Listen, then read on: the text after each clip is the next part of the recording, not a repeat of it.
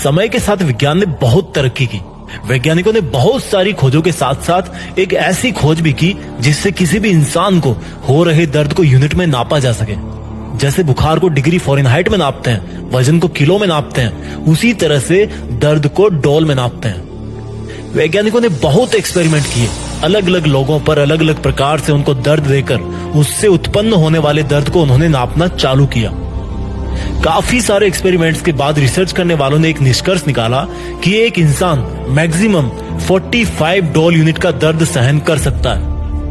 इससे ज्यादा दर्द अगर इंसान को महसूस होगा तो या तो वो मर सकता है या फिर वो जिंदगी भर के लिए अपाहिज हो सकता है। लेकिन अब मैं आपको एक चौंकाने वाली बात बताने जा रहा हूं। एक माँ अपने बच्चे को जन्म देते समय 57 डोल के दर्द का सामना करती है।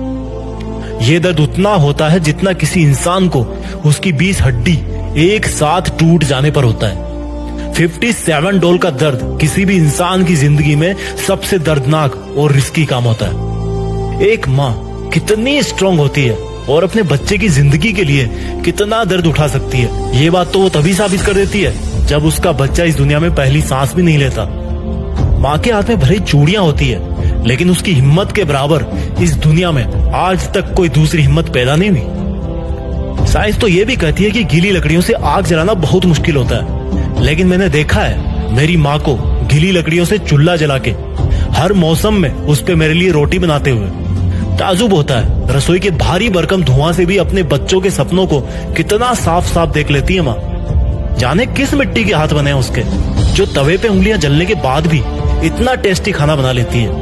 अगर किसी भी इंसान को कभी कोई तकलीफ होती है ना, तो उसकी तकलीफ की वजह से अगर किसी दूसरे इंसान की आंखों में आंसू आते हैं ना, तो उसमें सबसे पहले माँ होती है। अगर सीखना है जिंदगी में कि प्यार कैसे किया जाता है, तो देखना एक बार अपनी माँ की तरफ, फिर इतना तो पक्का होगा कि जिंदगी में तुम किसी और का दिल नहीं तोड़ोगे।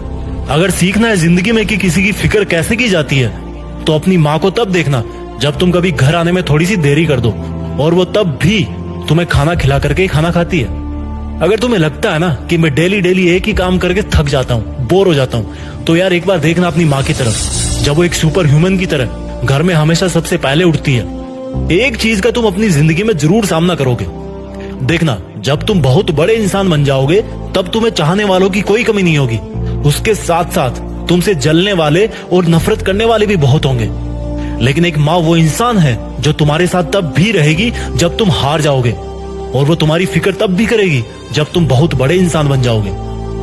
सुन मेरे दोस्त, छोटी सी लाइन में एक रिक्वेस्ट करना चाहता हूँ। तुम्हारी माँ ने तुम्हारे लिए जो कुर्बानियां दी है ना, उसको चुकाने के लायक तो तुम 1000 जन्मों में भी नहीं बन सकते। बस अपनी माँ का दिल मत तोड़ना यार कभी। उसने रसोई के चकले बेलन से तुम्हें आज सर उठा के अपने पैरों पे चलने के लायक बनाया। तुम्हारी किस्मत लिख दी, अब तुम्हारी बारी है। तुम लाइफ में जो कुछ भी कर रहे हो या करना चाहते हो, बस अपनी माँ के लिए अपनी मेहनत की कलम से थोड़ी सी खुशियां जरूर लिख देना। अपनी माँ की कुर्बानियों को कुछ इस तरह से सलामी देना कि देश में अपना नहीं बल्कि